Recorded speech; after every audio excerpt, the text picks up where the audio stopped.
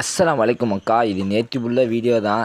ஏன் அதை காட்டுறேன்னா, நான் வரத்துக்கு முன்னாடி வான்கோழி சரியான தூக்கம். நான் வந்தோடனே முழிச்சிக்கிச்சு என்னை பார்த்தோன்னே. வேறு எதுவும் கிடையாது.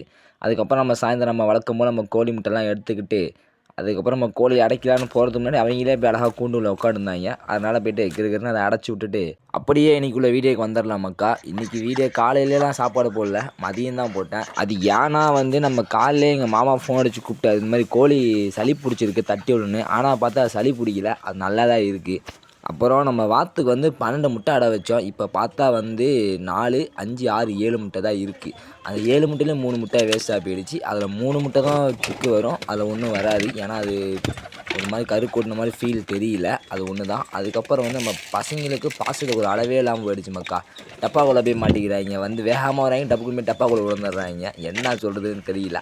அதுக்கப்புறம் நாளைக்கு ஒரு நல்ல அப்டேட்டோடு சந்திக்கிறேன். அடுத்த வீடியோ வரையும் வட்டமாமே.